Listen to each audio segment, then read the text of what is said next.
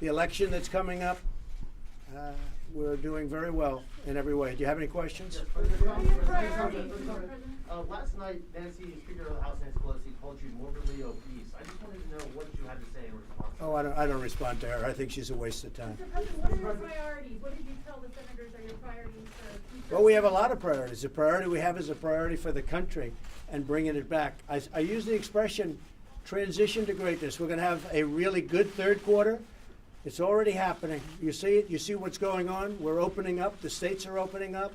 Numbers are going down as they open. Look at Georgia. Look at Florida. Look at others. We have states that are opening up, and the numbers are going down.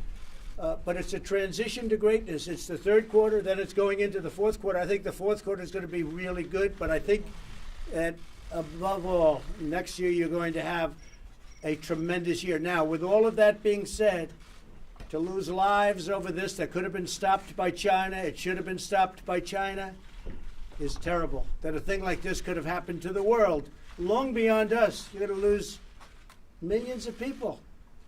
We're talking about the world. The whole world is being affected by this.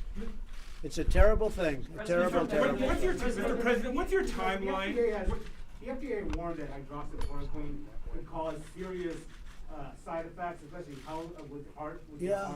Why is it okay for you to promote the use of this drug when you're not a doctor and health experts are warning? Well, I've worked with doctors, and if you look at the one survey, the only bad survey, they were giving it to people that were in very bad shape. They were very old, almost dead. It was a Trump enemy statement. Now, if you look at some of the reports that came out from Italy, that came out from France, that came out from a lot of our frontline workers take it because it possibly, and I think it does, but people are going to have to make up their own mind. Plus, it doesn't hurt people. It's been out on the market for 60 or 65 years for malaria, lupus, and other things.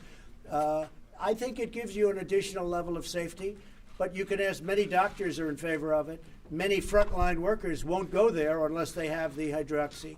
And so, again, this is an individual decision to make, but it's had a great reputation. And if it was somebody else other than me, people would say, gee, isn't that smart? But we are working on a lot of other things. We have, I'll tell you what, the great medical companies that we have, if you look at what they're doing therapeutically, cure-wise, and the vaccine itself, and the vaccine, I think, is less important than some of the things they're working on. They're working on a cure, and we have more than one doing it, and very advanced. They're working on therapeutics, and they're working on vaccines. Mr. President, There's been tremendous really tremendous progress. Mr. President, have you talked to senators much about the reforms you would like to see to FISA so Americans aren't surveilled? Yeah, they have a lot of views on FISA. I didn't get involved. I purposely said to Mitch, you go do what you want. We'll take a look. We're going to look at FISA. But nobody's been abused by FISA like the President of the United States. Because what the Democrats did, and the dirty cops, they're dirty cops. The FBI people are great. I'll bet you go in there, they like Donald Trump. But the top of the FBI, they were dirty cops. They were crooked, bad people. And nobody's been abused more than Trump. But you look at General Flynn, you look at so many others, not just us. Take a look at so many others. Look at what they've done, how they've abused FISA. So I'm going to be studying it very much. But the FISA process has gone awry. It was used by very dishonest people. It was used illegally. And frankly, the judges on the FISA court should do something about it. And maybe they will. Mr. President, are you satisfied with how Republican senators have responded on the Flynn case and on the origins of the Russia investigation? Well, I think on the swing states, you said? The Flynn case. On the Flynn case? General Flynn is a man of great respect.